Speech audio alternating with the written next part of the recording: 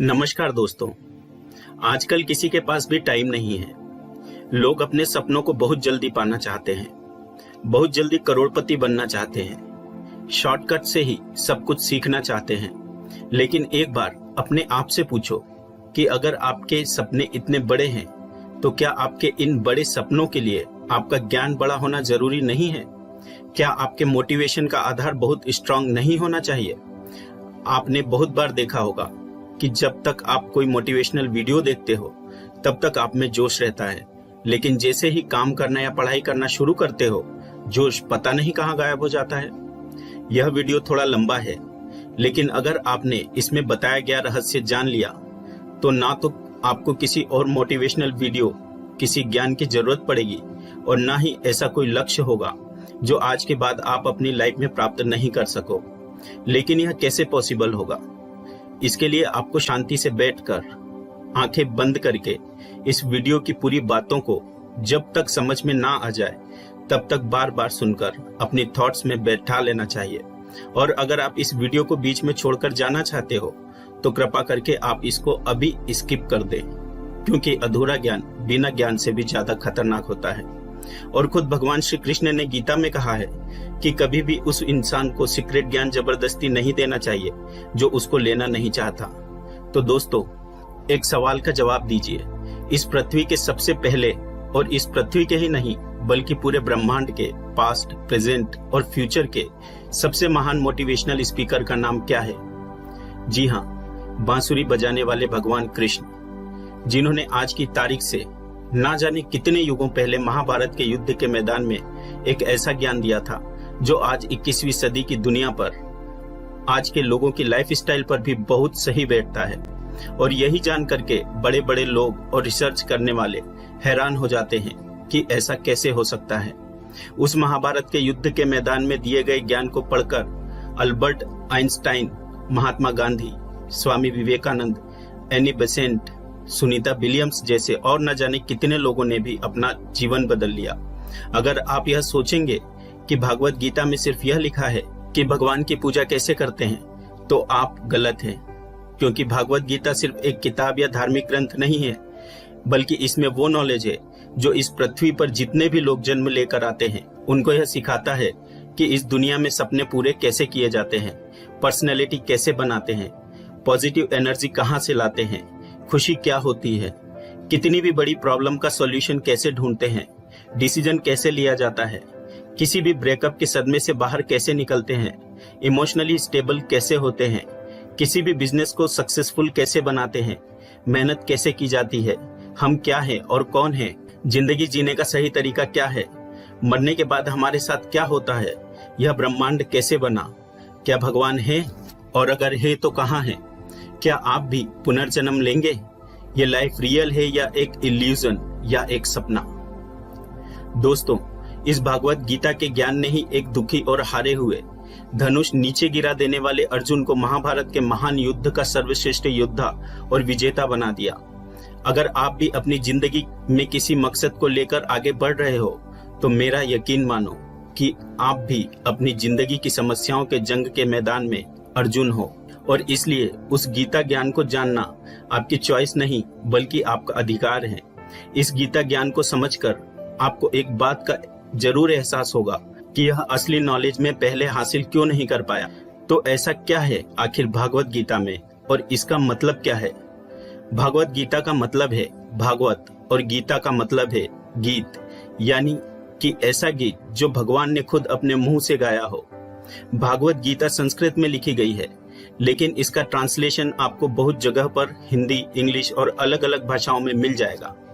वैसे तो गीता ज्ञान को जितना समझोगे उतना ही कम है, लेकिन फिर भी इस वीडियो में मैंने गीता के पूरे 18 अध्याय, 700 श्लोक पढ़कर उनको आज की जनरेशन के हिसाब से, स्टूडेंट के हिसाब से, बिजनेसमैन के हिसाब से, अपने करियर में, अपनी लाइफ में, अपने रिलेशनशिप में और अपनी प्रॉब्लम में कैसे यूज करते हैं वह बताया है। दोस्तों, मैं यहाँ पर पूरे 18 अध्याय कवर करूंगा और कोई भी शुरू करने से पहले मैं आपको बताऊंगा कि उसमें आप क्या सीखने वाले हो। फिर चैप्टर को शॉर्ट में समझाऊंगा और उसके बाद उससे सीखने वाली चीजों को डिटेल में समझाऊंगा। और अगर आपको यह जानना है कि आखिर भगवान को खुद ज्ञान देने की जरूरत क्यों पड़ी, यह पांडव और कौरव कौन थे और इस महाभारत के युद्ध की शुरुआत कैसे हुई, तो आप मुझे नीचे कमेंट में बता सकते हैं। मैं उसका भी वीडियो आपको अलग से दे दूंगा। तो चलो अब मैं आपको सीधा ले चलता हूँ कुरुक्षेत्र के युद्ध के मैदान में, जहां पर पांडव और कौरव युद्ध करने के लिए आमने सामने खड़े हैं। अगर आप हमारे चैनल पर पहली बार आए हैं तो चैनल को सब्सक्राइब करके बेल बटन जरूर दबाएं और वीडियो को लाइक और शेयर करना ना भूलें। भागवत गीता अध्याय 1, सेना का निरीक्षण। दोस्तों, गीता के पहले अध्याय से आपको यह सीखने को मिलेगा कि ऐसी कौन सी सबसे पहली चीज है जो आपको लाइफ में आगे बढ़ने से रोकती है। भले ही आप में बहुत नॉलेज हो, आप में बहुत काबिलियत हो, लेकिन उस एक चीज की वजह से आप सही डिसीजन नहीं ले पाते और अपना काम नहीं कर पाते। इसके साथ साथ सपने से हकीकत में इंसान कैसे बदल जाता है वह भी हम जानेंगे। कौरवों में दुर्योधन बहुत खुश हो रहा था। उसके पास बहुत बड़ी सेना थी। भीष्म पितामह थे, गुरु द्रोणाचार्य और गुरु कृपाचार्य जैसे बड़े बड़े योद्धा थे। पांडवों की सेना में अर्जुन, भीम सहित 5 पांडव, भगवान कृष्ण, अभिमन्यु, द्रौपदी के 5 पुत्र आदि थे। अब यह युद्ध पूरी तरह से पारिवारिक युद्ध ही था। पांडवों और कौरवों के लिए गुरु द्रोणाचार्य और कृपाचार्य दोनों एक ही थे। दादा भीष्म भी एक ही थे। साथ ही साथ पांडव और कौरव दोनों खुद भी चचेरे भाई थे, लेकिन हर कोई जीतने के इरादे से आगे आ रखा था। रणभूमि में जब जोर से युद्ध की घोषणा के लिए शंखनाद हुआ तो अर्जुन ने अपने सारथी भगवान कृष्ण से कहा, हे कृष्ण, मेरे रथ को दोनों सेनाओं के बीच में एक बार ले जाकर खड़ा कर दो ताकि मैं देख सकूं कि मुझे किसको मारना है। ऐसा सुनकर भगवान कृष्ण ने अर्जुन के रथ को कौरवों की सेना के वहां पर ले जाकर खड़ा कर दिया, जहां पर कौरवों की सेना में अर्जुन के दादा भीष्म पितामह और गुरु द्रोणाचार्य खड़े थे। और गुरु द्रोणाचार्य ने ही अर्जुन को तीर चलाना भी सिखाया था। अर्जुन ने युद्ध के मैदान में जिधर भी देखा वहां दोनों तरफ ही सिर्फ परिवार वाले ही नजर आ रहे थे। यह देखकर अर्जुन बहुत दुखी हो गए और कृष्ण से बोले, यहाँ तो हर कोई मेरा सगा संबंधी है, अपने ही लोगों को युद्ध में मैं नहीं मार सकता। मुझे इस राज्य के लिए तो क्या, अगर कोई तीनों लोक भी दे दें तो भी मैं ऐसा युद्ध नहीं करूंगा जिसमें मुझे अपनों को ही मारना पड़े। इस तरह से अर्जुन पूरे दुखी होकर और खुद को कोसते हुए अपने धनुष को छोड़कर रथ में वापस जाकर बैठ गए। दोस्तों, गीता के इस पहले अध्याय से हमें यह सीखने को मिलता है कि वास्तविकता सोच से अलग होती है। हमें नहीं पता होता कि जब हम कोई काम करने का इरादा लेकर जा रहे होते हैं तो वहां पर क्या हो सकता है। जब हम किसी बुरी चीज का सामना करते हैं तो हम संयम खो बैठते हैं और घबरा जाते हैं, और घबरा जाने के बाद हम हमारा ही असली रूप भूल जाते हैं। भले ही अर्जुन युद्ध कला में मास्टर थे और भले ही वह युद्ध करने के लिए मैदान में धनुष उठाकर चले आए, लेकिन युद्ध सिर्फ हथियारों के चलाना जानने से नहीं होता। उसके लिए इरादे भी चाहिए, इमोशनल स्टेबिलिटी चाहिए। मैदान में आकर अर्जुन को अपनी ड्यूटी से ज्यादा फैमिली और गुरुओं से मोह हो गया और उससे फिर वह दुखी हो गए, युद्ध करने का डिसीजन नहीं ले पाए। इससे यह भी सीखने को मिलता है कि जिंदगी में हमें हमारा कर्म करने से सबसे पहले रोकने वाला कोई होता है तो वह है हमारा मोह, यानी कि अटैचमेंट। आप सुबह जल्दी उठ सकते हो, लेकिन आपको नींद और आलस्य का मोह होता है। अर्जुन एक क्षत्रिय थे और युद्ध करना ही उनका काम था, और वह युद्ध करने में बहुत अच्छी तरह से ट्रेंड भी थे, लेकिन वह अटैचमेंट में आकर अपना कर्म भूल गए।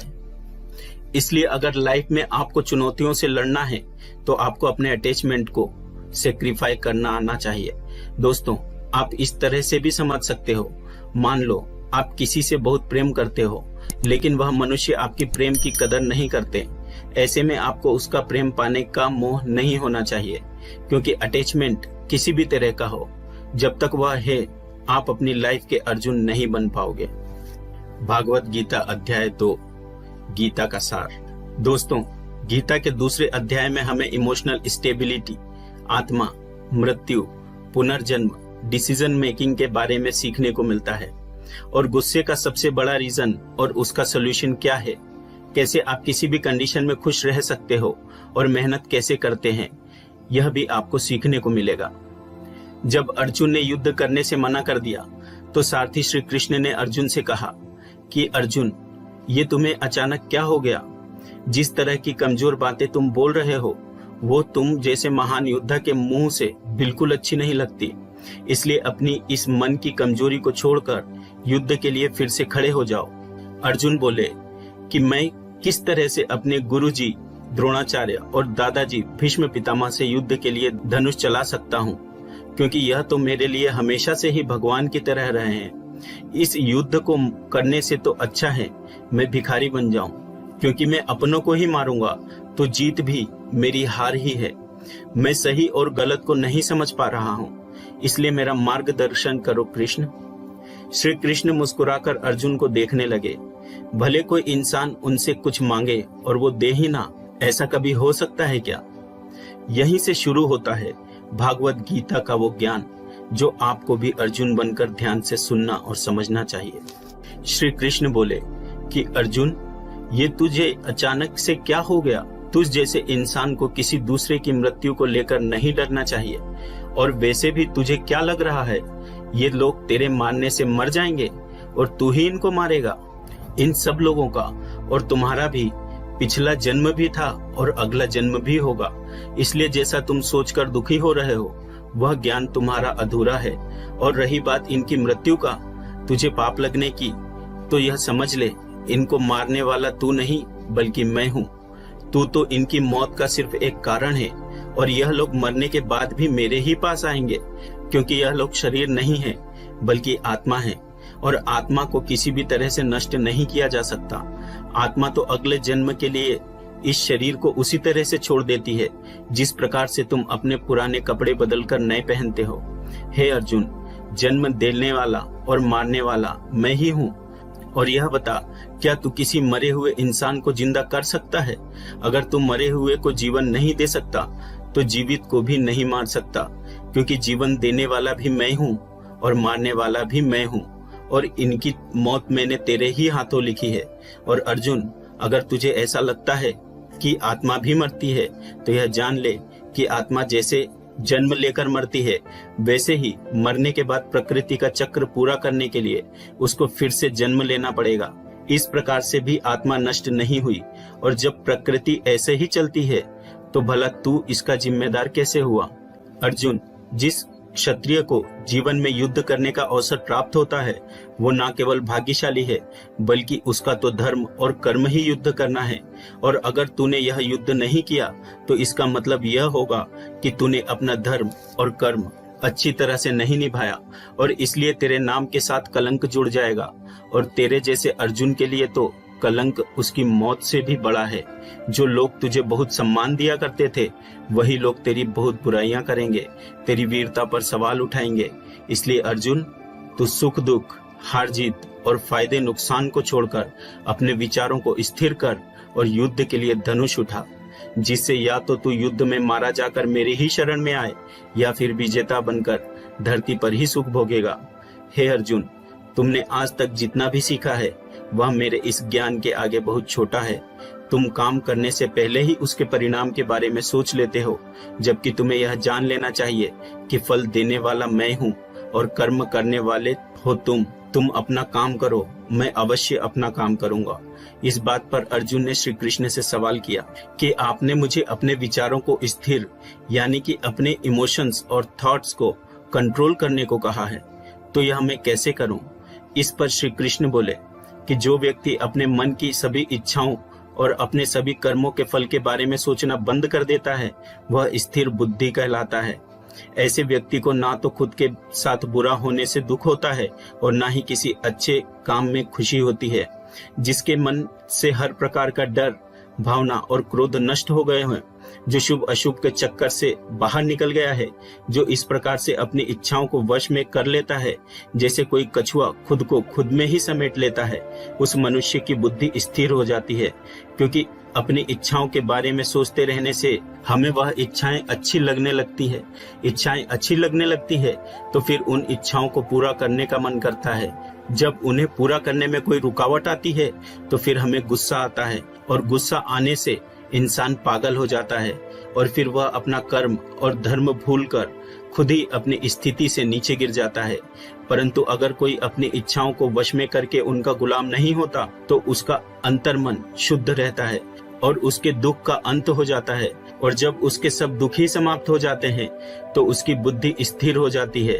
परंतु जिसकी इच्छाएं और कामनाएं उसके मन से नहीं जाती है, वह मनुष्य कभी शांति नहीं पाता, और जब शांति ही नहीं पाएगा तो वह खुश कैसे रहेगा भला। उसकी हालत तो उस नाव की तरह होती है जिसको उसकी इच्छाओं की हवा किसी भी दिशा में बहा करके ले जा सकती है। स्थिर बुद्धि वाला प्राणी तो उस समुद्र के समान है जिसमें चाहे कितनी ही नदियां आके मिले फिर भी उसको कोई फर्क नहीं पड़ता, और इसी तरह का स्थिर बुद्धि वाला प्राणी मृत्यु के बाद में मेरी ही शरण में आता है। दोस्तों, अब आते हैं इस अध्याय के मीनिंग पर। आप में से बहुत सारे लोग होंगे जो अपने प्रियजनों को खो देते हैं, और आज तक आप लोगों में से जिसने भी अपने प्रियजनों को मृत्यु के द्वारा इस संसार से नहीं खोया, उसको भी यह जान लेना चाहिए कि उनकी जिंदगी में भी उनके किसी सबसे प्रिय, यहाँ तक कि खुद की भी मौत जरूर होगी। लेकिन इससे उदास होने की कोई बात नहीं है, क्योंकि खुद भगवान ने ही कहा है कि हम अपने जन्म से पहले भी इस दुनिया में नहीं थे और मौत के बाद भी नहीं रहेंगे, लेकिन उस समय हम किसी न किसी रूप में इस ब्रह्मांड में जरूर रहेंगे। और इसलिए हमें मौत से नहीं डरना चाहिए, क्योंकि या तो हमारा पुनर्जन्म होगा या फिर हम परमात्मा में हमेशा के लिए मिल जाएंगे। और जब सब लोग आखिर में एक ही जगह मिल जाएंगे तो फिर क्या भावुक होना। और यही प्रकृति का नियम भी है। और हम कोई शरीर नहीं है जो हमें डरने की जरूरत है। हम आत्मा हैं और उसी का अंश है जिसको हम भगवान कहते हैं। और अगर हमें बनाने वाला भगवान है तो फिर हमें उससे ही मिलने का प्रयत्न करना चाहिए। यह दुनिया तो मात्र उस ईश्वर का एक माया जाल है। अब दोस्तों, अर्जुन डिसीजन नहीं ले पा रहे थे।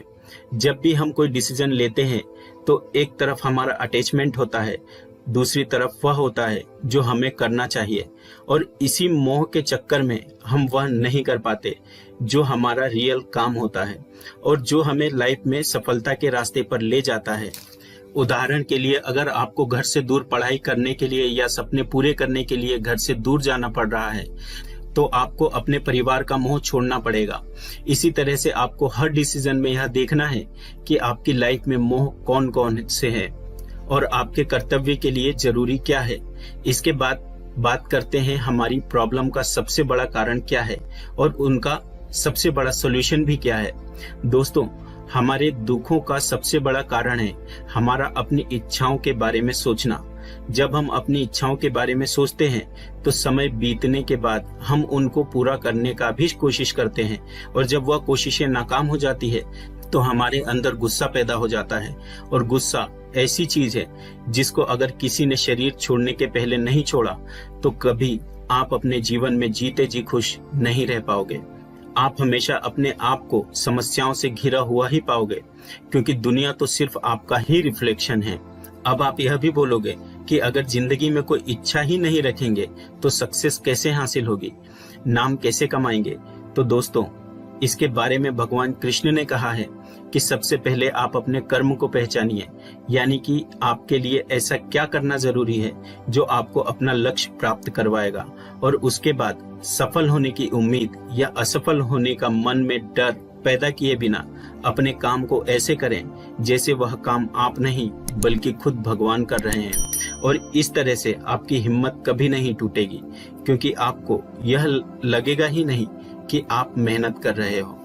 भागवत गीता अध्याय 3 कर्मयोग। दोस्तों, गीता के तीसरे अध्याय में हम जानेंगे कि ऐसी कौन सी 2 चीजें हैं जो आपको इस दुनिया में कुछ भी हासिल करके दे सकती है।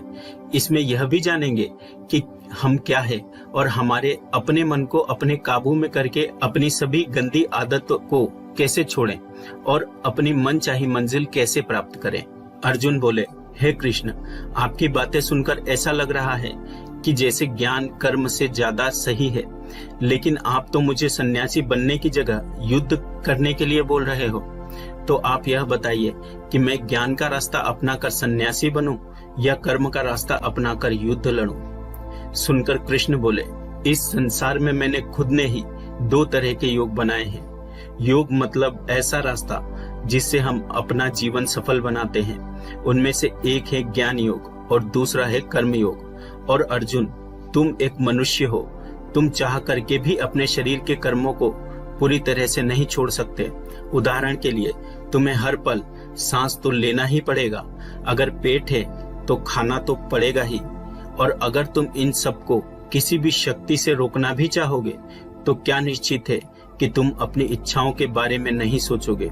कहने का मतलब है तुमसे जाने अनजाने में कर्म तो हो ही जाएगा, क्योंकि तुम मनुष्य हो और तुम तो वैसे क्षत्रिय हो, तो तुम अपने धर्म से भी बंधे हो। इसलिए तुम्हारे लिए सन्यास के रास्ते की जगह कर्म का रास्ता ज्यादा सही है। मतलब ज्ञान योग या सांख्य योग की जगह कर्म योग ज्यादा सही है। इसलिए तुम यह सोचकर कि यह काम तुम नहीं कर रहे हो, बल्कि प्रकृति का गुलाम होकर तुम्हारा शरीर कर रहा है, फल की इच्छा किए बिना अपना कर्म योग करो। क्योंकि अगर तुम अपने आप को खुद के कर्म का कर्ता यानी करने वाला नहीं मानोगे तो मैं तुम्हारा कर्ता बनूंगा, और जब मैं तुम्हारा कर्ता बनूंगा तो तुम्हें बिना मांगे ही वह सब सुविधाएं, सुख और राज्य दे दूंगा जिसकी तुम्हें जरूरत होगी।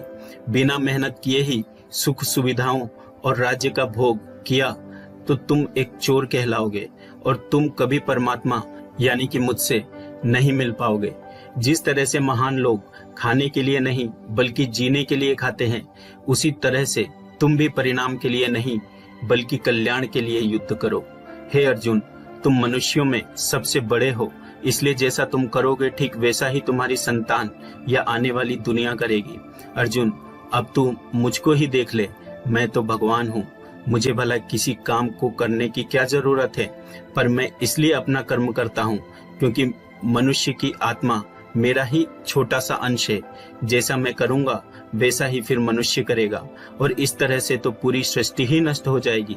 कोई अगर तुम्हारा साथ भी ना दे या तुम्हारी आलोचना भी करे तो तुम उनको बिना कुछ कहे सिर्फ अपना कर्म करते जाओ, और ऐसा करने पर वह मनुष्य भी कुछ समय बाद तुम्हारे जैसा ही करने लग जाएगा। जो व्यक्ति यह सोचता है कि वह कर्म खुद करता है, उससे बड़ा मूर्ख और दुखी इस दुनिया में और कोई नहीं। और ज्ञानी लोगों के द्वारा ऐसे मूर्खों को कभी नहीं छेड़ा जाना चाहिए। इसलिए अर्जुन, तू भी अपने आप को इस कर्म के बंधन में ना बांधकर बिना किसी आशा के, दया के और पछतावे के अपना युद्ध कर। अर्जुन, खुद का धर्म और कर्म दूसरों के धर्म और कर्म से ज्यादा अच्छा समझा जाना चाहिए, भले ही हमारे खुद के कर्म और धर्म के पालन करने में कोई कमी रह जाए। अर्जुन ने फिर सवाल किया कि अगर मनुष्य उसी परमात्मा का अंश है तो उससे गलतियां क्यों हो जाती है और वो बुरे काम क्यों करता है। भगवान श्री कृष्ण बोले कि मनुष्य शरीर भोग विलास करना चाहता है क्योंकि उसकी प्रकृति वैसी ही है। इसलिए अगर उसकी इच्छा पूरी नहीं होती तो उसको क्रोध आता है, और जिस तरह धुएं की वजह से आग दिखाई नहीं देती, उसी तरह से काम और क्रोध की वजह से मनुष्य को अपना धर्म और कर्म और परमात्मा दिखाई नहीं देते। और इसी वजह से क्रोध और कामनाओं में आकर मनुष्य अपने इंद्रियों और मन पर नियंत्रण खो देता है और न चाहते हुए भी बुरे काम और गलतियां कर बैठता है। अर्जुन, तू हमेशा याद रखना, इस शरीर से ज्यादा शक्तिशाली है इसकी इंद्रियां, इंद्रियों से ज्यादा शक्तिशाली है मन, मन से शक्तिशाली है बुद्धि, और बुद्धि से ज्यादा शक्तिशाली हो तुम यानी कि तुम आत्मा। इसलिए अर्जुन, तू अपनी आत्मा से अपनी बुद्धि को वश में कर। बुद्धि मन को वश में करेगी और मन इंद्रियों को वश में करेगा, और इंद्रियां शरीर को यानी कि तुम्हारे बुरे कर्मों को। दोस्तों, श्री कृष्ण की कही गई बातों को हम आज की लाइफ के हिसाब से समझते हैं। देखो, इस दुनिया में रिजल्ट दो ही चीजों से आते हैं, ज्ञान और कर्म, मीन्स नॉलेज और एक्शन, लेकिन दोनों अलग अलग हैं। आज की दुनिया में हम दोनों चीजों को आपस में रिलेट करके देखेंगे। हमारे लिए नॉलेज भी उतना ही जरूरी है जितना एक्शन। नॉलेज का मतलब यह नहीं है कि आप सिर्फ एग्जाम पास करने के लिए सिलेबस को रटते हो, बल्कि नॉलेज का मतलब यह है कि आप सबसे पहले यह जानो कि आपके गोल्स क्या है, आपकी कैपेबिलिटीज और आपके इश्यूज क्या क्या है, और इन सबको मिलाकर गोल्स तक पहुंचने की आपकी प्लानिंग क्या है। यह है आपका नॉलेज यानी कि ज्ञान योग। इसके अलावा आपको एक और चीज जाननी चाहिए कि मेरे भाई, आप शरीर नहीं हो, आप एक आत्मा हो। आपकी आत्मा यानी आप खुद अपने इमोशंस, अपनी थॉट्स और अपनी एक्टिविटीज से बहुत ऊपर हो, और अगर आप ऐसा सोचते हो तो मैं दावे के साथ कह सकता हूँ आप 99% नहीं बल्कि 100% अपनी प्रॉब्लम से ऊपर उठ जाओगे। इसके बाद इस अध्याय में दूसरा रास्ता बताया गया है कर्मयोग, यानी कि आपके शरीर के एक्शंस के लिए भगवान ने यह बोला है कि हमें कभी यह नहीं सोचना चाहिए कि काम हम कर रहे हैं, और जब हम यह सोचेंगे कि काम हम नहीं कर रहे हैं तब इसके दो फायदे होंगे। एक तो यह कि आप अपनी मेहनत के रिजल्ट को लेकर टेंशन में नहीं रहोगे, और दूसरा यह कि आप इमोशनल स्टेबल होकर अपनी बेस्ट मेहनत कर पाओगे। इसके साथ साथ आपको कभी भी अपने बुरे या अच्छे रिजल्ट को खुद पर लेकर दुख नहीं करना चाहिए, क्योंकि श्री कृष्ण की बातों के अनुसार मनुष्य को सिर्फ कर्म करने का अधिकार दिया हुआ है। इसके अलावा आप अपनी किसी भी बुरी आदत से कैसे छुटकारा पाएं, इसको बहुत ही आसान शब्दों में बताया गया है कि आप अपने आप को उस परमात्मा का ही छोटा सा रूप यानी कि आत्मा समझो, और आत्मा के ध्यान से अपने प्रेम को और ब्रेन से अपने मन को काबू में करोगे, और अपने आप आपके सभी फिजिकल सेंसेस यानी कि इंद्रियों को काबू में कर लेगा। और जब आपकी इंद्रियां आपके काबू में हो जाएगी तब बुरी आदत छोड़ना तो क्या कुछ भी मुश्किल नहीं है। भागवत गीता अध्याय 4 दिव्य ज्ञान। गीता के 14 अध्याय से हम जानेंगे कि भगवान कब और किस रूप में धरती पर आते हैं, भगवान को कैसे प्राप्त किया जाता है, गुरु से ज्ञान कैसे लिया जाता है, ज्ञान लेना क्यों जरूरी है। श्री कृष्ण बोले कि अर्जुन, जो महान गीता ज्ञान मैं तुझे बता रहा हूँ वह मैंने बहुत पहले ही इस पृथ्वी में बताया था, लेकिन समय के साथ वो लुप्त हो गया। इस पर अर्जुन बोले कि हे कृष्ण, आप तो अभी वर्तमान काल में हो, तो आप बहुत पहले के समय में ऐसा कैसे कर सकते हो। श्री कृष्ण बोले कि अर्जुन, तुझे नहीं पता कि तेरे और मेरे कितने जन्म हो चुके हैं। जब जब इस संसार में धर्म का नाश होता है तब तब मैं अधर्म का नाश करने के लिए धरती पर मानव रूप में आता हूँ, और कर्म करके अपना शरीर यहीं छोड़कर वापस चला जाता हूँ। जिस तरह से कोई शिष्य मुझे बहुत प्रेम करता है, उसी प्रकार से मैं भी अपने शिष्यों से बहुत प्रेम करता हूँ। मैंने भले ही इस संसार को बनाया है, लेकिन मैं फिर भी यह नहीं सोचता कि यह मैंने बनाया है। इसलिए मनुष्य को भी कर्म करते समय यह नहीं सोचना चाहिए कि मैं कर रहा हूँ। जो मनुष्य किसी भी कर्म के फल और सुख दुख से परे होकर कर्म करता है वही सबसे अच्छा है। जिसको अपने शरीर पर कोई घमंड नहीं होता, उसको वश में रखता है, वही मनुष्य में सबसे ऊंचा है। और अर्जुन, जो मनुष्य इस धरती में खुश नहीं रह पाता वह परलोक में भी खुश नहीं होता। इसलिए किसी भी मनुष्य को अपने गुरु को पहचान कर, अपनी इंद्रियों को जीत कर, अपना लालच छोड़कर उनकी सेवा करके उनसे वह ज्ञान सीखना चाहिए, जिससे बड़े बड़े पापी भी मेरी शरण में आ जाते हैं।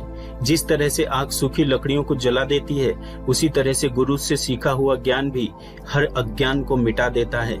हमेशा कर्म करने वाला और हमेशा मुझ में श्रद्धा रखने वाला ही मुझको प्राप्त कर पाता है। इसलिए जिसने भी कर्म योग से सभी कर्मों को और खुद को अकर्ता मानते हुए परमात्मा को अर्पण कर दिया है, ऐसे मनुष्य को उसके कर्म कभी नहीं बांधते। इसलिए अर्जुन, तू भी मेरे लिए हुए ज्ञान से यह समझ कि कर्म तू नहीं बल्कि मैं कर रहा हूँ। दोस्तों, इस चौथे अध्याय में यह साफ कहा गया है कि जब भी धरती पर मानवता का नाश होता है तो नेगेटिव एनर्जी लोगों में ज्यादा होती है। तब तब भगवान किसी भी रूप में आकर धर्म को फिर से स्थापित करते हैं। इसमें यह भी बताया गया है कि अगर किसी से आपको कुछ सीखना है तो सबसे पहले आपके मन में उसके प्रति रिस्पेक्ट होनी चाहिए। कोई लालच नहीं होना चाहिए और बुरी भावना भी नहीं होनी चाहिए। और ये नॉलेज लेना और सीखना हमारे लिए जरूरी क्यों है? क्योंकि हम चाहे किसी भी फील्ड में हो, सीधी बात है कि हमें उस फील्ड के गुरुओं से ज्ञान तो लेना ही पड़ेगा। और ज्ञान ऐसा तरीका है जो इस लाइफ में आपके टारगेट से और उस लाइफ में आपके परमात्मा से मिला सकता है। भागवत गीता अध्याय 5 कर्म संन्यास योग। भागवत गीता के 5वें अध्याय में हम जानेंगे कि अपने गोल्स को कैसे प्राप्त किया जाता है और किस तरह से हमारा शरीर हमको आलस में बांधने की कोशिश करता है। अर्जुन बोले, हे श्री कृष्ण, मैं भी यह नहीं समझ पा रहा हूँ कि मेरे लिए कर्म ज्यादा अच्छा है या कर्मों से संन्यास। श्री कृष्ण बोले, देखो अर्जुन, भले ही संन्यास और कर्म दो अलग अलग रास्ते हो, लेकिन दोनों की मंजिल एक ही है। और वह है भगवान। जो व्यक्ति अपने मन को भटकने नहीं देता, जो कर्म करके भी यह समझता है कि कर्म उसने नहीं बल्कि परमात्मा ने किया है, और जो सभी जीव जंतुओं को उसी परमात्मा का हिस्सा मानता है, वह मनुष्य मरने के बाद परमात्मा में ही मिल जाता है। महान पुरुष अपना हर काम खुद के विचारों को साफ करने और दूसरों का कल्याण करने के लिए ही करते हैं। परमात्मा कभी भी मनुष्य को बुरा काम करने के लिए नहीं उकसाता, बल्कि लोग खुद ही अपने क्रोध और मोह में आकर बुरे कर्मों के साथ साथ उनके फलों का भी निर्माण करते हैं। मैं तो बस उनका फल ही उनको वापस देता हूँ। इस शरीर को चाहे कितना ही सुख दे दो, उसकी इच्छाएं तब भी पूरी नहीं होती। इसलिए अर्जुन, तेरे जैसे व्यक्ति को शरीर की इच्छाओं में मन नहीं लगना चाहिए। इस संसार का असली योगी तो वह है जिसने अपने शरीर का नाश होने से पहले अपने क्रोध का नाश कर लिया हो, जो संपूर्ण प्राणियों का हित करता है, जिसका मन किसी भी कर्म में नहीं बनता है, और जो अपने भटकते हुए मन को एक जगह केंद्रित करके परमात्मा को याद करता है। वही व्यक्ति सुखी भी है और परमेश्वर सहित सबका प्यारा भी। हे अर्जुन, ये इंद्रियां, मन, बुद्धि, इच्छा, आशा और क्रोध ही तेरे दुश्मन हैं, इनका त्याग कर। दोस्तों, हमारी बॉडी यानी कि शरीर हमेशा रिलैक्स रहना चाहता है, क्योंकि बाय नेचर शरीर एक निर्जीव चीज ही है।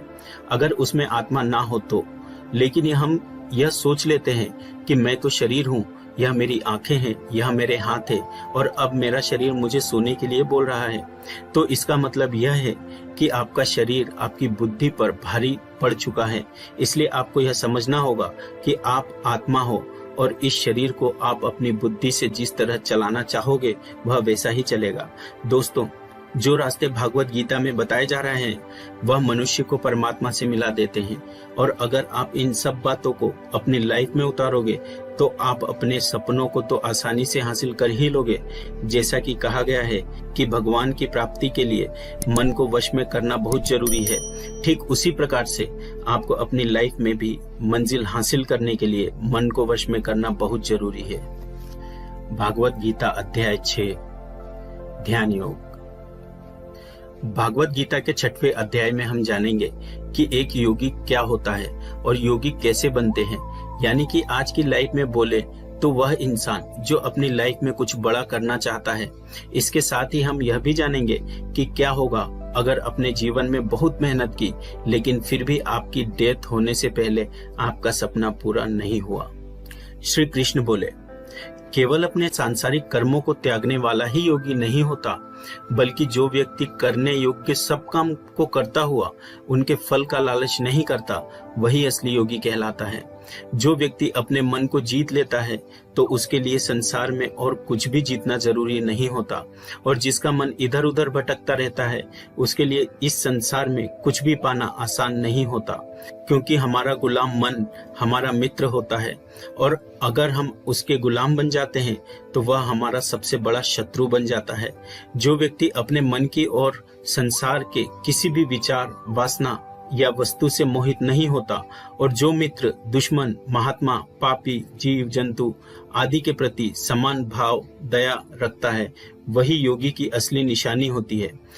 अर्जुन, और जब इस तरह का योगी भाव आने लगे तो बिना किसी आशा के, बिना किसी भय के अपने मन को मित्र बनाकर मेरा ध्यान करना चाहिए। ऐसा योगी नींद और भोजन भी उतना ही करता है जितना आवश्यक हो। ऐसा योगी अपने वचन पर उसी तरह से स्थिर रहता है जैसे पूरी तरह रुकी हुई हवा में दीपक की लौ होती है। जब जब भी उसका मन भटके तब तब उसको उस इच्छा को वश में करके फिर से मन को केंद्रित करना चाहिए, और जब योगी इस संपूर्ण ध्यान की अवस्था में आ जाता है तो बड़े से बड़ा दुख भी उसको उसके स्थान से नीचे नहीं गिरा सकता। अर्जुन ने कहा, मगर हे कृष्ण, यह मन बहुत ही चंचल और हठीला है। इसको एक जगह पर रोकना हवा को एक जगह पर रोकने की तरह बहुत मुश्किल है। श्री कृष्ण बोले, हाँ, यह सत्य है कि मन को वश में करना बहुत कठिन है, लेकिन यह भी जान लो कि बार बार योगाभ्यास और आत्मविश्वास से असंभव को संभव बनाया जा सकता है। अर्जुन ने फिर पूछा कि हे कृष्ण, अगर कोई योगी इस तरह से ध्यान केंद्रित करके योग करे, लेकिन अगर अंतिम समय में किसी कारणवश उसका मन भटकने लगे तो क्या उसकी पूरी मेहनत शून्य हो जाएगी? श्री कृष्ण बोले, नहीं अर्जुन, निरंतर परमात्मा की तरफ बढ़ना हर आत्मा का अधिकार है।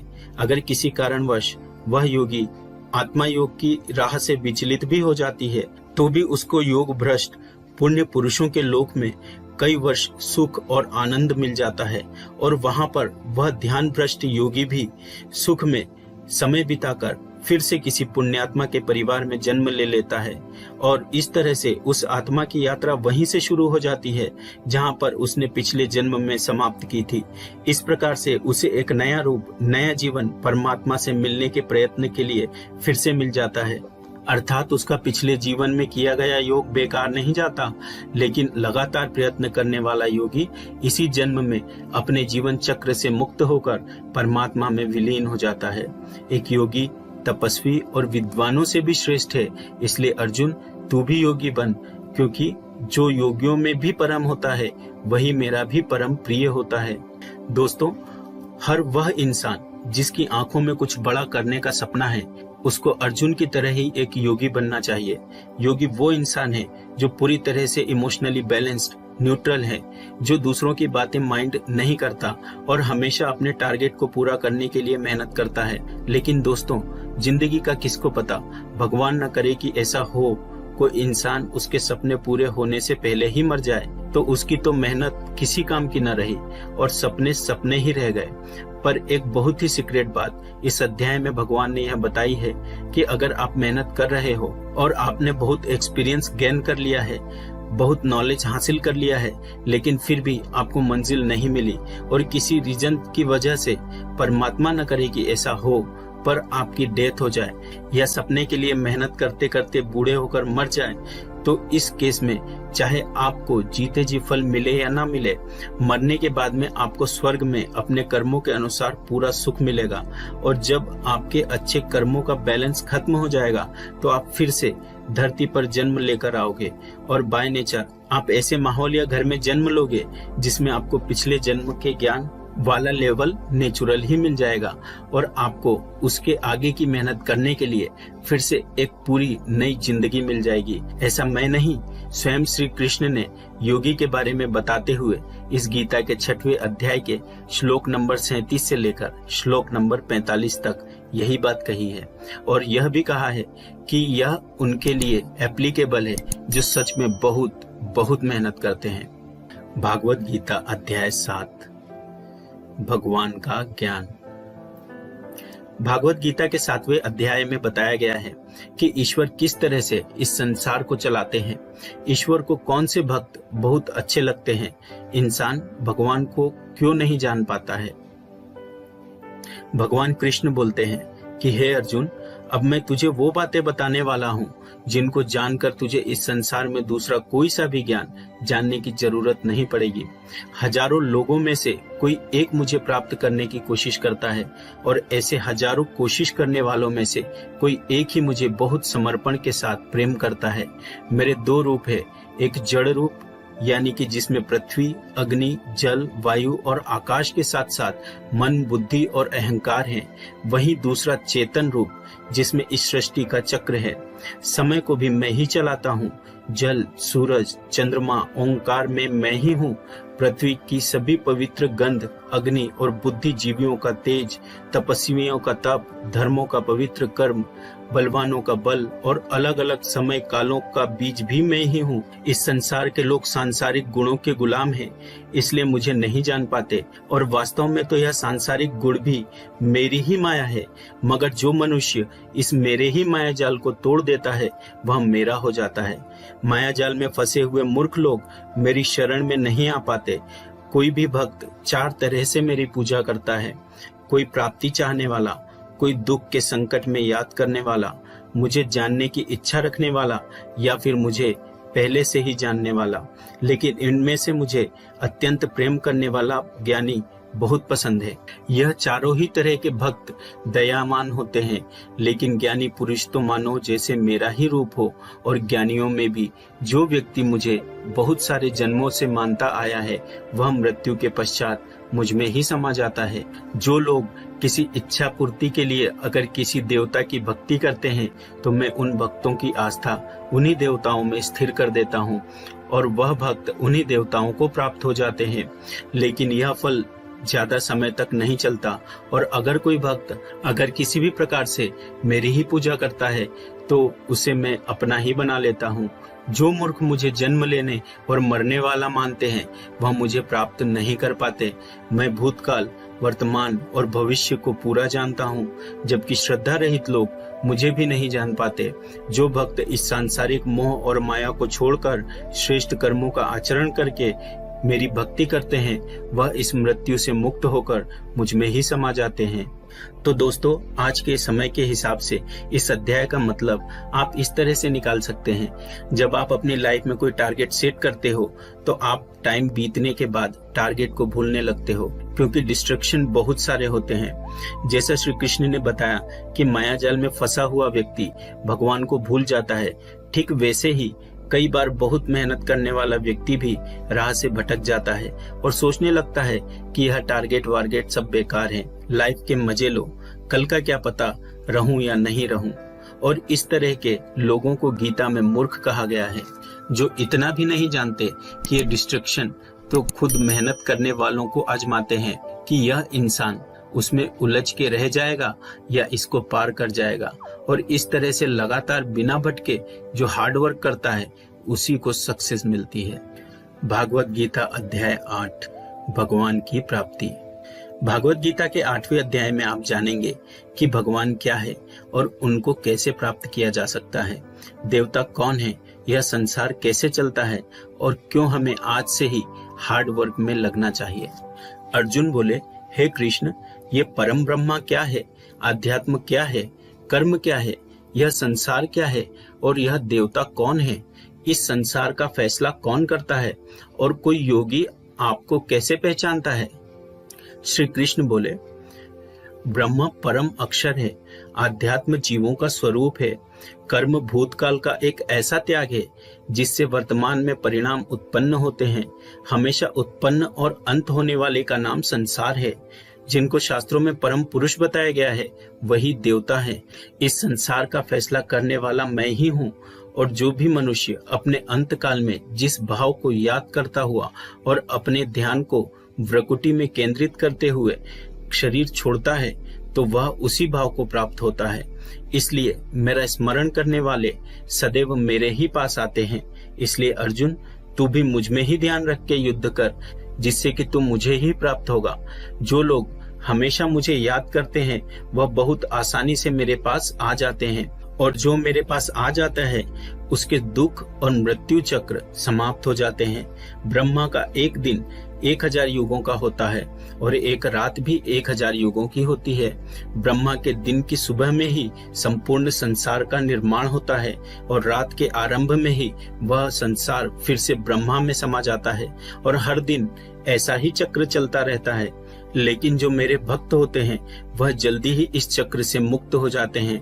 अर्जुन, अब मैं तुझे वह 2 रास्ते बताऊंगा जिससे होते हुए लोग या तो परम गति को प्राप्त होते हैं या फिर से इस संसार में वापस आ जाते हैं। जब सूर्य का प्रकाश रहता है, शुक्ल पक्ष होता है और सूर्य उत्तरायण में होता है, तब शरीर छोड़ने वाले कर्मयोगी मेरे पास हमेशा के लिए आ जाते हैं। जब रात्रि होती है, कृष्ण पक्ष होता है और सूर्य दक्षिणायन में होता है, उस वक्त पर कर्मयोगी शरीर त्याग परलोक में बहुत समय तक तरह तरह के आनंद सुख भोग करके वापस जन्म लेते हैं। केवल एक योगी ही इस रहस्य को जानकर सब कर्मों के फलों का मोह छोड़कर ब्रह्मा को प्राप्त होता है। दोस्तों, इस अध्याय का अर्थ आजकल की लाइफ के लिए इस तरह से निकाल सकते हो।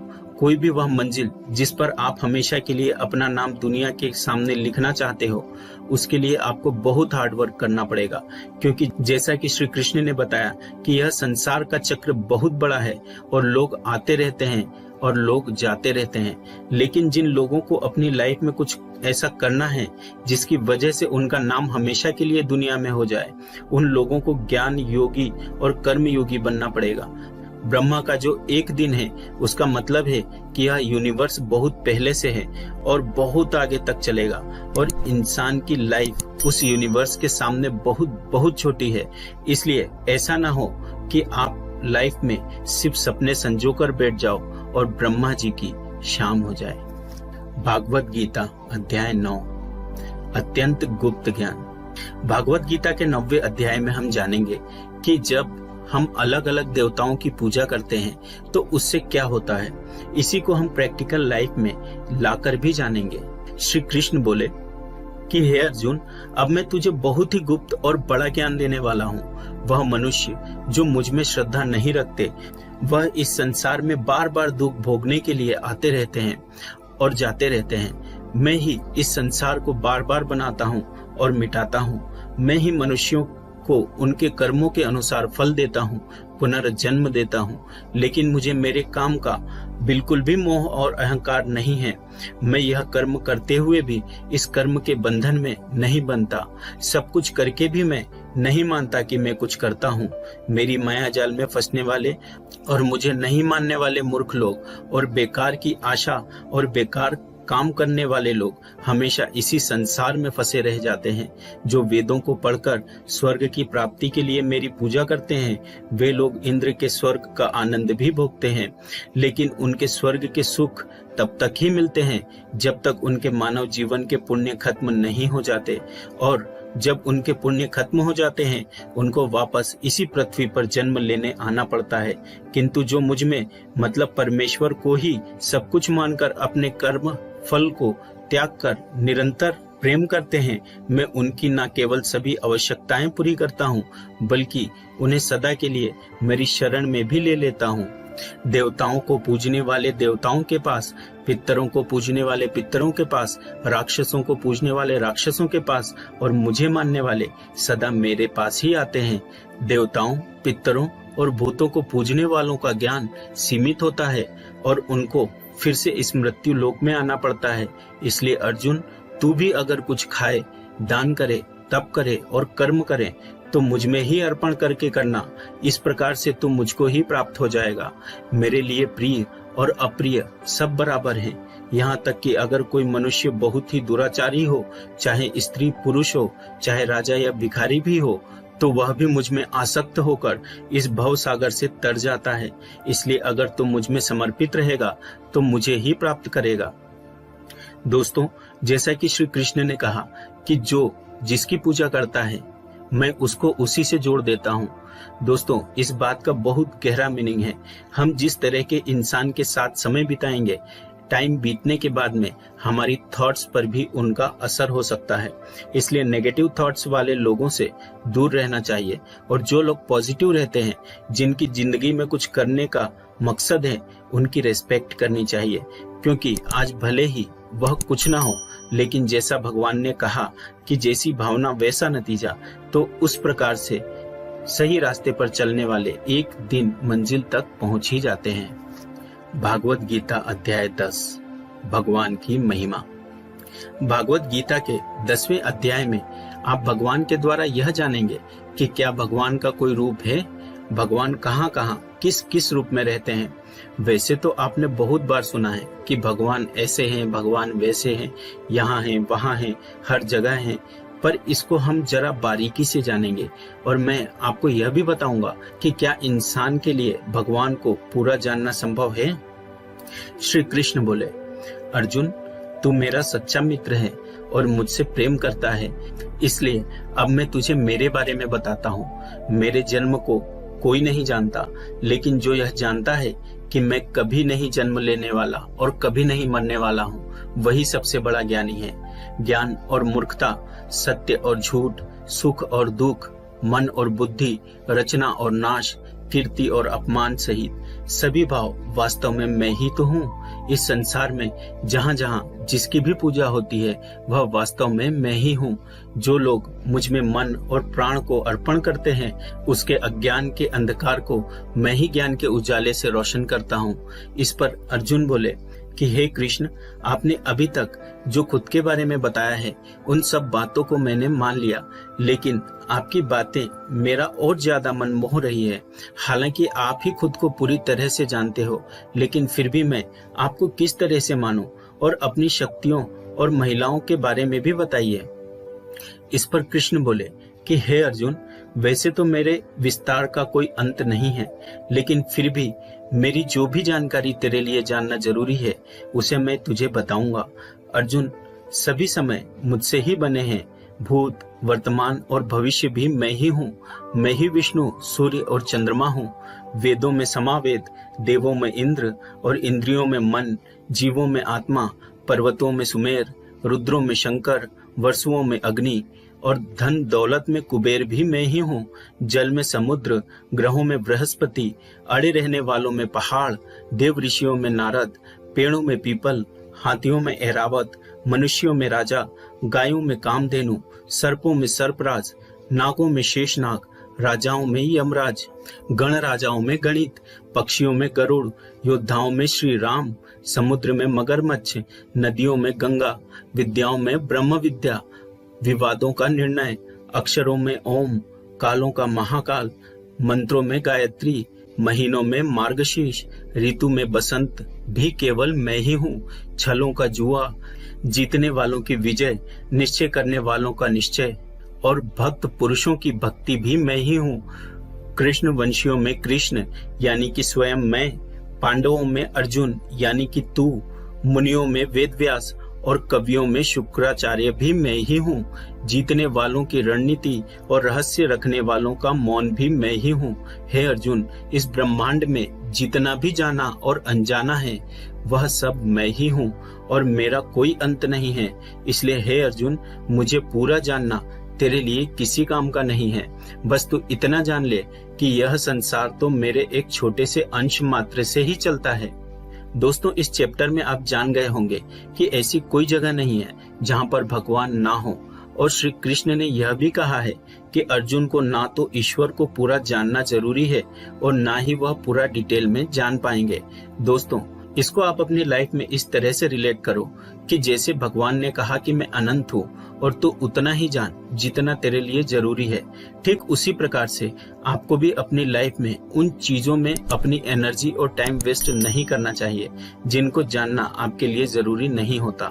सिर्फ आप इतना ध्यान रखें कि ऐसा कौन सा नॉलेज है जो आपको अपनी मंजिल तक पहुंचा पाएगा। भागवत गीता अध्याय 11, भगवान का अनंत रूप। भागवत गीता के 11वें अध्याय में भगवान के विराट रूप के बारे में जानेंगे। अर्जुन बोले, हे कृष्ण, आपके दिए हुए ज्ञान से मेरे संदेह दूर हो गए हैं, लेकिन अगर संभव हो तो मैं आपका महान रूप देखना चाहता हूँ। इस पर श्री कृष्ण ने कहा, अवश्य अर्जुन, परंतु तू इन मानव की आंखों से यह सब नहीं देख पाएगा, इसलिए मैं तुझे यह सब देखने के लिए दिव्य आंखें देता हूँ। इसके बाद जो अर्जुन ने देखा वह वास्तव में कल्पना से परे था। भगवान का ना तो कोई आरंभ था, ना कोई मध्य था और ना कोई अंत था। परम ब्रह्मा से इतना प्रकाश निकल रहा था जितना हजारों सूरज से भी नहीं निकल सकता। अर्जुन ने बहुत तरह के संसारों को श्री कृष्ण में सम्माहित देखा। अर्जुन ने हाथ जोड़ते हुए श्री कृष्ण से कहा, हे परम ब्रह्मा, मैं आपके शरीर में सभी देवों को, सब मनुष्यों को देख रहा हूँ, लेकिन आपके शरीर का ना तो कोई आरंभ दिख रहा है, ना कोई मध्य है और ना ही कहीं अंत। आप में हर तरह के अस्त्र शस्त्र हैं, हर तरह के प्रकाश और सूर्य है। स्वर्ग और धरती के बीच का पूरा आकाश मानो आपसे ही भर गया है। कई देवताओं के समूह आप में प्रवेश कर रहे हैं, कई आपकी वंदना कर रहे हैं तो कई लोग भयभीत होकर हाथ जोड़े खड़े हैं। आपके अनंत हाथ, पैर, पेट, आंखों, मुंह वाले रूप को देखकर समस्त सृष्टि सहित मैं बहुत व्याकुल हो रहा हूँ। मैं पांडवों, कौरवों के संपूर्ण सेना के महान योद्धाओं को अंत होकर आप में जाता हुआ देख पा रहा हूँ। आपके अनेक तरह के उग्र रूप इस संपूर्ण ब्रह्मांड को बहुत ऊर्जा दे रहे हैं। हे कृष्ण, इतने रूपों में आप कौन से हो? मैं आपको पहचान नहीं पा रहा हूँ। इस पर कृष्ण बोले, मैं हर जगह हूँ और मैं ही समय हूँ। इन सेनाओं के योद्धाओं को नष्ट करने के लिए प्रकट हुआ हूँ। इन सब योद्धाओं की मौत मैं पहले ही लिख चुका हूँ। तू तो सिर्फ इनकी मौत का कारण है, मारने वाला तो स्वयं मैं ही हूँ। इस पर अर्जुन भयभीत लेकिन गदगद होकर बोले, हे भगवान, आपका यह रूप देखकर मुझे पता लगा कि क्यों योगी, महर्षि, देवता जैसी आत्माएं आपका पूजन करती है। आप तो सत्य और असत्य से भी परे हैं। आपके इस रूप का वर्णन करने के लिए मेरे पास कोई शब्द नहीं है। आप ही इस जगत के पालनकर्ता और विनाशक हो। आपको कोटि कोटि नमस्कार, आपको कोटि कोटि नमस्कार, नमस्कार।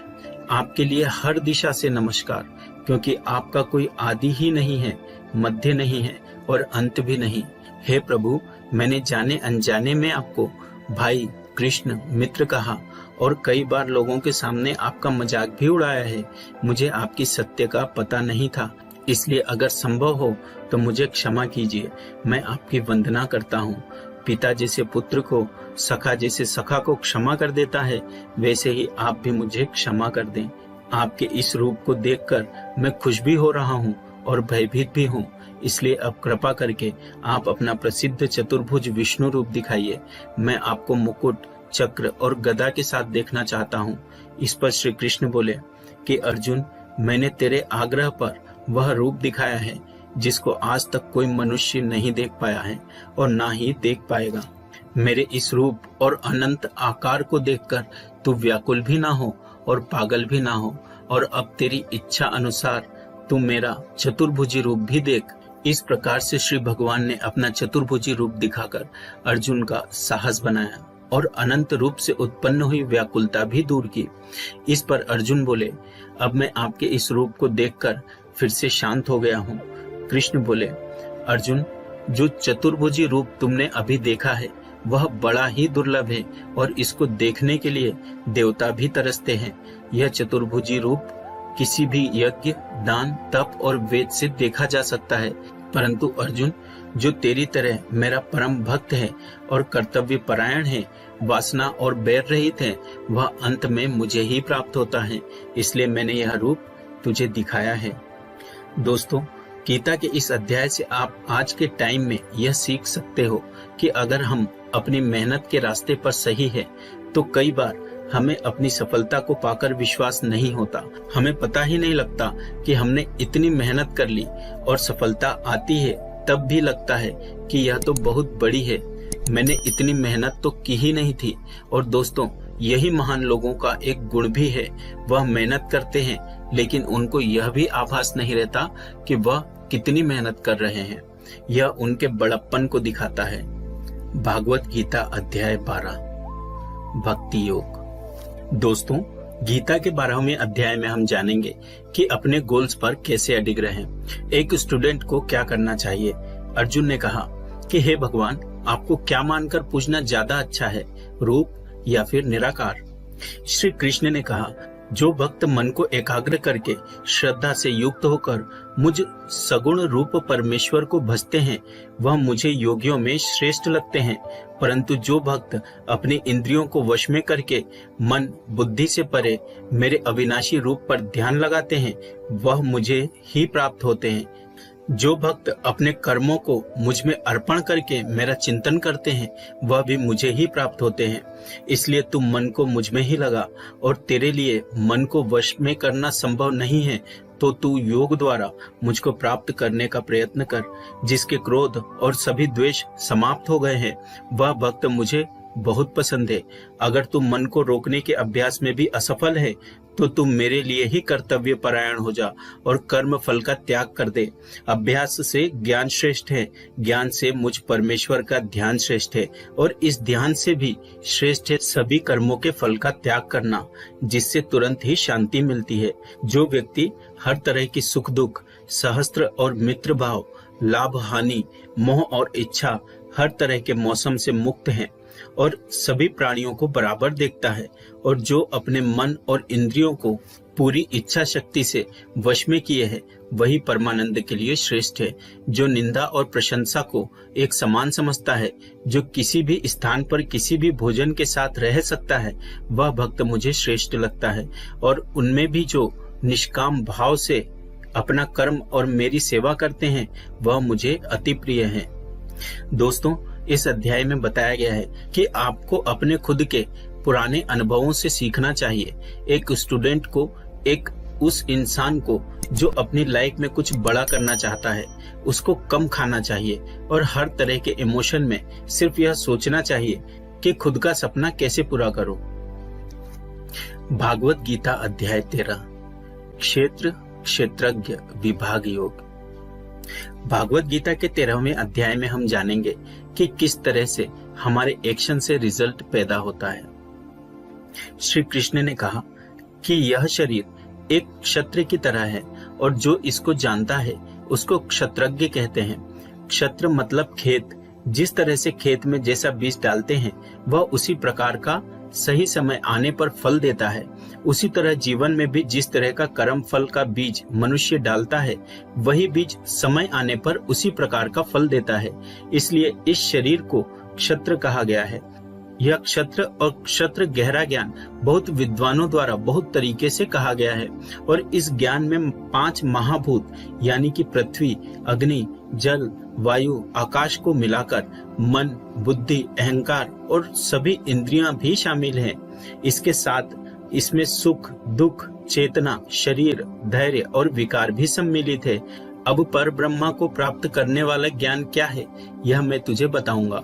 मनुष्य में कोई भी खूबी होने पर उसमें किसी तरह का घमंड नहीं होना चाहिए। किसी भी प्राणी को सताना नहीं चाहिए।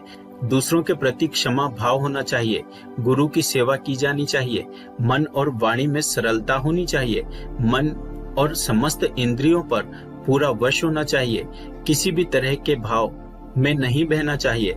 संतान, जीवन साथी, घर और धन में मोह नहीं होना चाहिए। अच्छे और बुरे में भी मन और बुद्धि की स्थिरता होनी चाहिए। वासना वाले लोगों से दूरी होनी चाहिए। एकांतवास में मन का शुद्धिकरण करना चाहिए। मुझ परमेश्वर में पूरी तरह से समर्पण और ध्यान मग्न रहना चाहिए। हे अर्जुन, अब मैं तुझे परम ब्रह्मा के बारे में बताऊंगा। वह सर्वव्यापी है। वह सब इंद्रियों के साथ भी इंद्रियों के बिना है और वह निर्गुण होकर भी सभी गुणों के साथ है। वह सभी सजीवों और निर्जीव में है। वह दूर भी है और पास भी, लेकिन फिर भी जानने में नहीं आता। वह ब्रह्मा की तरह जीवन उत्पन्न करता है, विष्णु की तरह पालन करता है और शंकर की तरह विनाश भी करता है। वह अलग अलग कालों में होते हुए भी एक जैसा लगता है और एक ही काल में भी अलग अलग तरह का होता है। वह माया का भी महामाया है, परम ब्रह्मा से भी परम है और सब प्राणियों के साथ उनके हृदय में निवास करता है। परंतु इसके बाद भी यह जानने की योग्य है, हे अर्जुन, इस प्रकृति और पुरुष का भी कोई आरंभ नहीं है, क्योंकि प्रेम और घृणा और तीनों तरह के गुण अर्थात सत, रज और तम भी प्रकृति से ही आते हैं। कार्य और कार्य को करने वाली इंद्रियां भी प्रकृति से ही उत्पन्न होती हैं। प्रकृति से जन्मा मनुष्य प्रकृति के ही गुणों को भोगता है और इन्हीं गुणों के भोग के अनुसार ही उसका जन्म और मरण तय होता है। इस तरह से जो भी मनुष्य इस पुरुष और प्रकृति के ज्ञान को जानता है वह कर्म करता हुआ भी मुझे प्राप्त होता है और उस परमात्मा को हर मनुष्य अपने अलग अलग तरीके से पाता है। किंतु जो मंद बुद्धि होते हैं वह तो इस ज्ञान को सुनकर और मेरी प्रकृति जानकर ही मृत्यु लोक से मुक्त हो जाते हैं।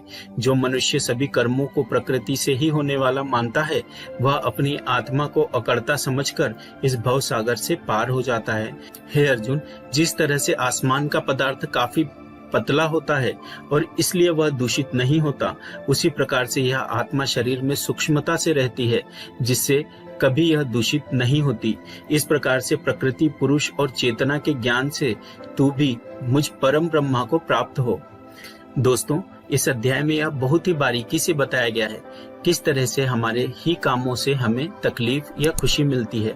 मान लीजिए हमारा शरीर खेत की तरह है और हम हैं इसके किसान। अब हम जो भी इस खेत में बोएंगे फल भी उसी बीज के अनुसार हमें भविष्य में जाकर मिलता है। इसलिए यह हमारे आज एक्शन पर ही डिपेंड करता है कि हमें फ्यूचर में क्या मिलने वाला है। भागवत गीता अध्याय 14, प्रकृति के 3 गुण। दोस्तों, भागवत गीता के 14वें अध्याय में हम जानेंगे कि किस तरह से हमारा स्वभाव और यह संसार 3 गुणों में बटा हुआ है। श्री कृष्ण बोले, हे अर्जुन, अब मैं तुझे संसार के उन 3 गुणों के बारे में बताऊंगा जो आत्मा को शरीर के मोह से बांधते हैं और जिन्हें जानकर कोई भी मनुष्य मुझे पा सकता है। यह तीनों गुण हैं सत्वगुण, रजोगुण और तमोगुण। सतोगुण इन सभी गुणों में श्रेष्ठ है और यह ज्ञान और सुख से जोड़ता है। रजोगुण कामना और आसक्ति से उत्पन्न होता है, जो कि कर्म और उसके फल में बांधता है। तमोगुण मनुष्य को भोग, विलास, आलस्य और निद्रा में बांधता है। हे अर्जुन, सतोगुण सुख देता है, रजोगुण कर्म करवाता है और तमोगुण मनुष्य को उसके स्थान से भी बहुत नीचे गिरा देता है। किन्हीं भी दो गुणों को वश में करने से तीसरे गुण की प्राप्ति होती है। जिस पल मन में शांति और ज्ञान बढ़ा हुआ लगे, उस समय यह मानना चाहिए कि सतोगुण बढ़ रहा है। जिस पल मन में लालच और स्वास्थ्य का आभास हो, उस समय रजोगुण बढ़ता है। जिस समय मन में अंधकार, निशियों में अशक्ति, आलस्य और निद्रा हो, उस समय मनुष्य में तमोगुण होता है। सतोगुण में मरने वाला व्यक्ति परमात्मा को प्राप्त होता है। रजोगुण में मरने वाला व्यक्ति फिर से जन्म लेकर मनुष्य बनता है और तमोगुण वाला प्राणी अगले जन्मों में कीट पतंग बनता है। सात्विक कर्म का परिणाम है सुख, राजस कर्म का परिणाम है दुख, तामस कर्म का परिणाम अज्ञान होता है। जो व्यक्ति इस बात को जानता है कि यह तीन गुण ही उससे सब काम करवाते हैं, तब वह अपने कर्तावान से पूरे संसार से मुक्त हो जाता है और इस तरह से सोने, पत्थर और मिट्टी को एक जैसा समझने वाला मनुष्य परम ब्रह्मा को प्राप्त हो जाता है, अर्थात मुझे प्राप्त हो जाता है। तो दोस्तों, यह तीन प्रकार सात्विक, राजस और तामस हमारी डेली लाइफ में बहुत यूजफुल है। अगर आप मेहनत करके कुछ उम्मीद नहीं करोगे तो आप हमेशा खुश रहोगे। अगर आप किसी अच्छे रिजल्ट की कामना करके मेहनत कर रहे हो तो कोई गारंटी नहीं खुशी होगी या दुख होगा। अगर आपने किसी का नुकसान करने के लिए कर्म किया है तो यह निश्चित है कि किसी न किसी समय आपको ही दुख मिलेगा। भागवत गीता अध्याय 15 पुरुषोत्तम योग। दोस्तों, गीता के 15वें अध्याय में बताया गया है कि किस प्रकार से यह दुनिया एक इल्यूजन है और कैसे हम उसमें उलझ कर रह जाते हैं। श्री कृष्ण बोले कि यह संसार बरगद के एक उल्टे पेड़ की तरह है, जिसकी जड़ें ऊपर हैं और डालियां, पत्ते नीचे की तरफ। पत्तियां वेदों को दिखाती है और डालियों के अंत में फल कार्यफल के जैसा है। इस पेड़ की जितनी भी शाखाएं हैं वह तीन तरह के गुण यानी कि सत्व, रज और तम से ही बनी है। इसकी जड़ों में स्वयं परमात्मा विराजमान है। इस पेड़ की शाखाओं के अंत में मनुष्य की इच्छाओं को दिखाती है। यह पेड़ हर दिशा में इस तरह से बड़ा रहता है कि ज्ञान के अभाव में मनुष्य इसमें उलझ कर ही रह जाता है और जो इस पेड़ के रहस्य को जान लेता है वह परम ब्रह्मा को प्राप्त हो जाता है।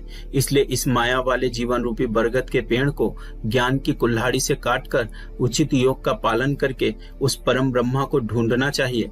और जिसका मन, मोह, सम्मान, अपमान सभी नष्ट हो गए हैं और बुद्धि स्थिर हो गई है, वह पुरुष इससे मुक्ति पा सकता है। और मुक्ति पाकर जिस परम पद को वे पुरुष प्राप्त होते हैं उसको कोई भी सूरज रोशन नहीं कर सकता, क्योंकि वह मेरा परम धाम है।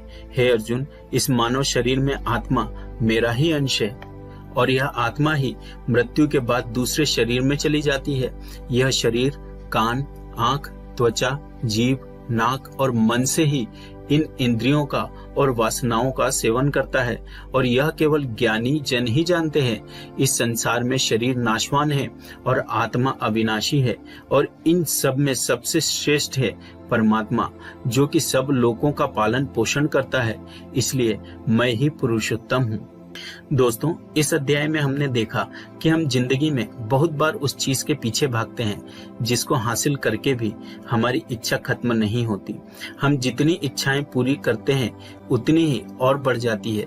इसलिए उस इंसान को जिसको लाइफ में कुछ बड़ा करना है उसको अपने डिटर्मिनेशन से उन इच्छाओं के जाल को काट देना है, तभी वह इन इल्यूजन वाले ट्री से परमात्मा को यानी कि अपनी पर्सनल लाइफ के केस में सक्सेस को ढूंढ पाएगा। भागवत गीता अध्याय 16 दो स्वभाव।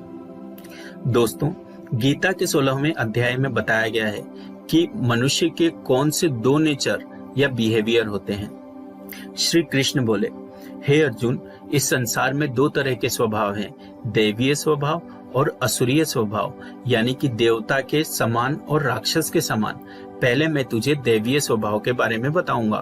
कभी भय न करना, अपने मन को शुद्ध रखना, हमेशा परमात्मा को ही याद करना, इंद्रियों को वश में रखना, धर्म ग्रंथों का पाठ करना, किसी भी जीव को कष्ट नहीं देना, हर तरह के भाव में सम रहना, हर जीवात्मा को बराबर समझना, कभी क्रोध और मोह ना करना, क्षमा करना, धैर्य रखना और यहाँ तक कि अपने ही गुणों का भी अभिमान नहीं करना दैवीय स्वभाव है।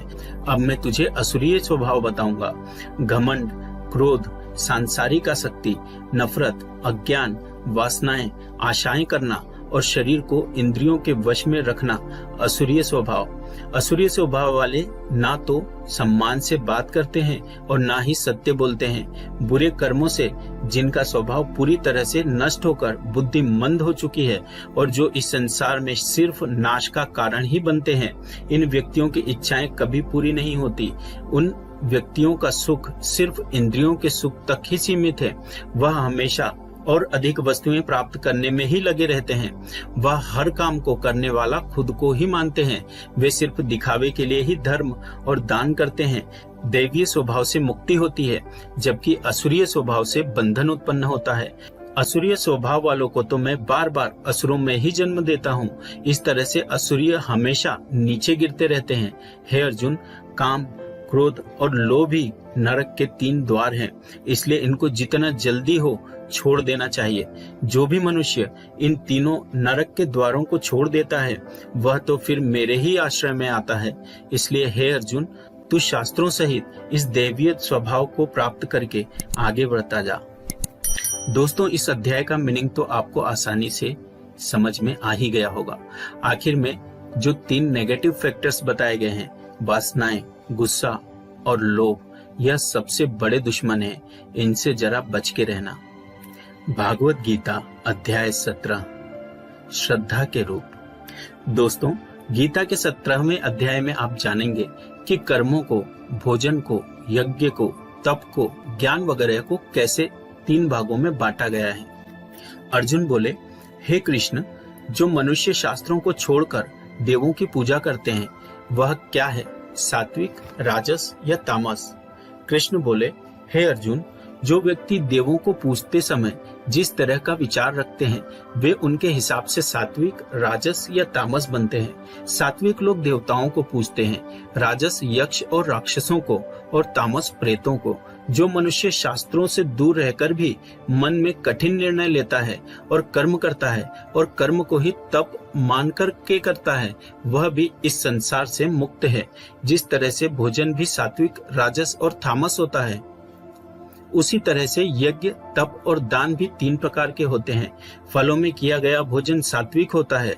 राजस भोजन स्वाद में तीखे, जैसे कि मीठे, खट्टे, बहुत गर्म आदि होते हैं और तामस भोजन में जैसे दुर्गंध वाले, बिना रस के, अधपके, अपवित्र आदि है। इस तरह यज्ञों में शास्त्र विधि से नियत और फल की इच्छा रहित किया गया यज्ञ सात्विक है। केवल फल प्राप्ति को ध्यान में रखकर किया गया यज्ञ राजस यज्ञ है।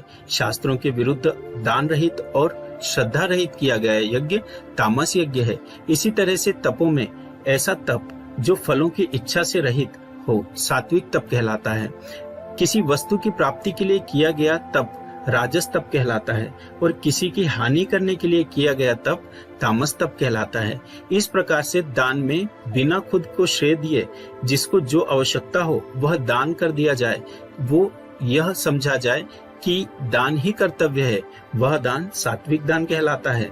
जैसे कि भूखे को खाना खिलाना, वस्त्रहीन को वस्त्र पहनाना, अकाल क्षेत्र में अन्नदान करना। जो दान उसके फलों को दृष्टि में रखकर खुद का मान बढ़ाने के लिए, स्वर्ग की प्राप्ति के लिए और दान के बदले में वापस प्रत्युपकार की चाह में दिया गया हो, वह राजस दान कहलाता है। जो दान बिना सम्मान के किसी को अपमान करके बलपूर्वक दिया गया है या किसी अयोग्य को दिया जाता है तो उसको तामस दान कहते हैं। फल की इच्छा रहित और जगत कल्याण के लिए किया गया दान, यज्ञ और तप मनुष्य को इस संसारी माया से मुक्त करके मुझ में विलीन करता है। दोस्तों, इस अध्याय में आपने सुना कि हर कर्म के 3 प्रकार होते हैं और इन कर्मों को करते समय आपके मन में जैसी भावना या जैसा मकसद होता है उसी तरह से आपको फल मिलता है। और यह तीनों प्रकार हैं सत्य, रज और तम। सत्य सबसे अच्छा माना गया है, तम सबसे गिरा हुआ माना गया है। सत्य का मतलब है आप जो भी काम करें, मेहनत करें, उसमें एकदम इमोशनल स्टेबल होकर बिना उस काम के रिजल्ट के बारे में सोचे, बिना उस काम को करने का क्रेडिट लिए, खुद के मन की शुद्धता और संसार का कल्याण करने के लिए करें। लेकिन आज के टाइम में हम अपने गोल्स के लिए काम करते हैं, जिनमें हमें मेहनत के लास्ट में रिजल्ट चाहिए होता है। भगवान कृष्ण ने कहा है कि हमारी दुखों का और काम बिगड़ने का यही मेन रीजन है कि हम उसके रिजल्ट के बारे में सोच सोच कर परेशान रहते हैं। इसलिए दोस्तों, आप भी सत्य के इस रास्ते पर रहने की कोशिश करें। भागवत गीता अध्याय 18 उपसंहार।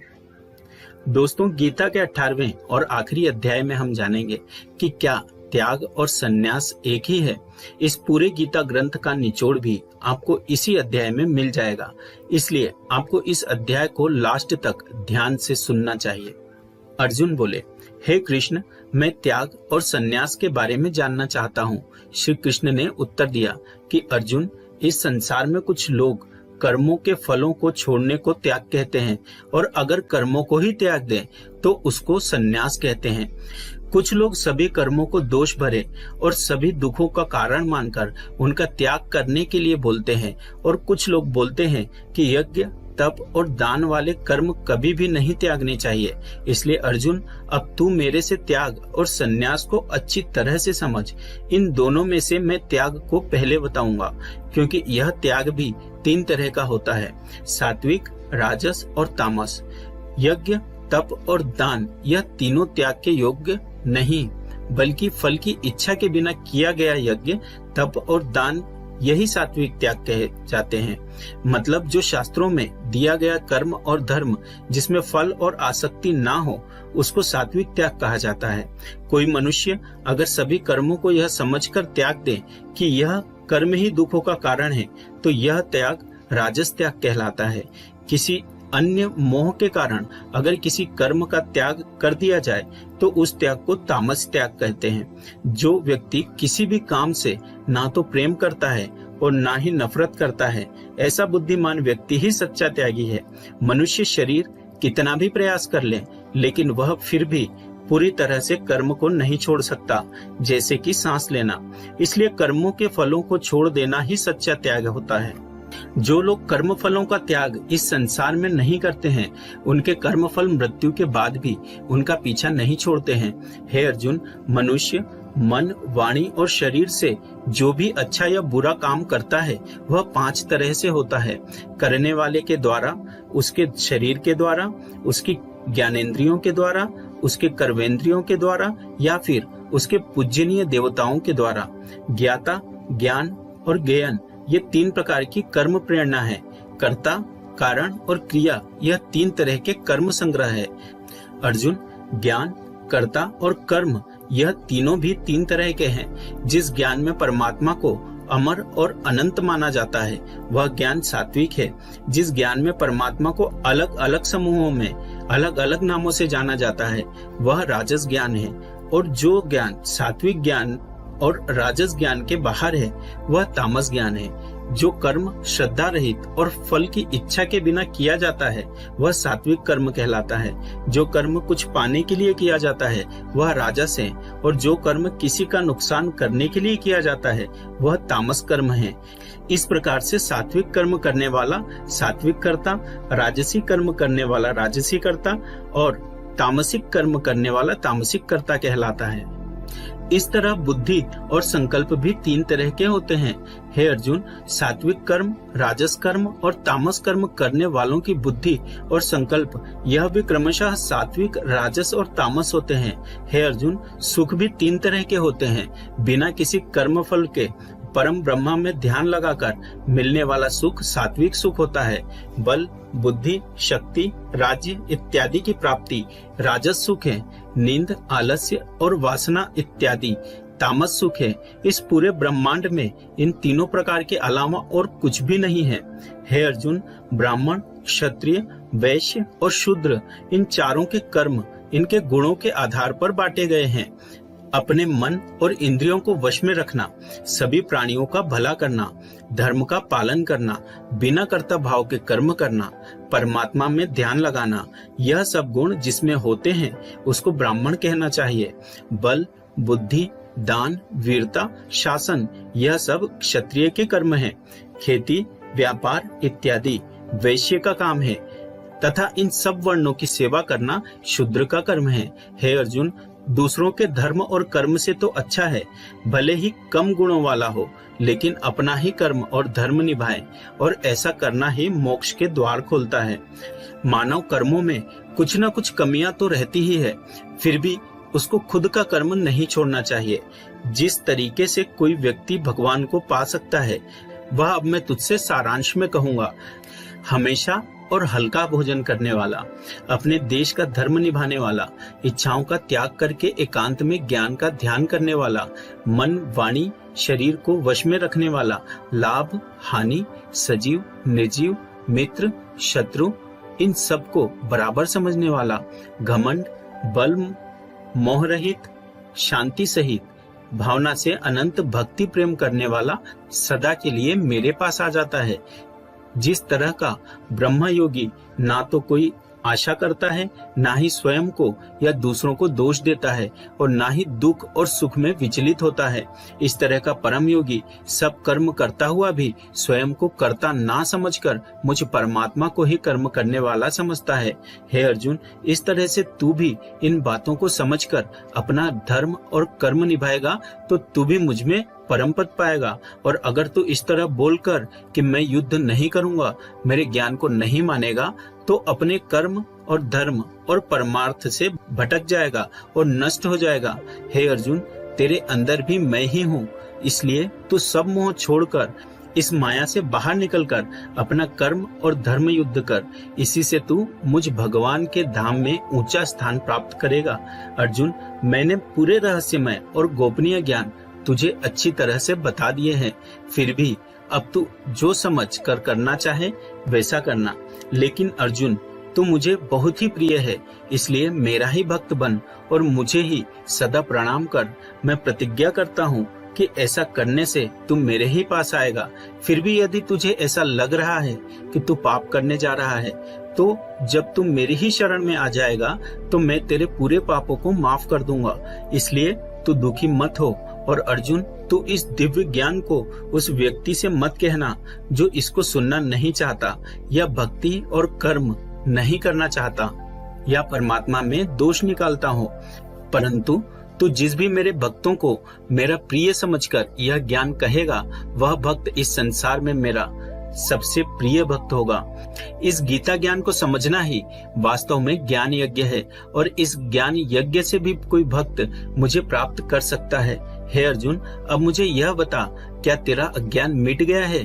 अर्जुन उठकर बोले, हे परम ब्रह्मा श्री कृष्ण, मैंने आपका संपूर्ण ज्ञान अपनी बुद्धि में बिठा लिया है और अब मैं स्थिर हूँ, और जैसा आपने मार्गदर्शन किया है मैं ठीक उसी प्रकार से अपने कर्तव्य और धर्म का पालन करूंगा।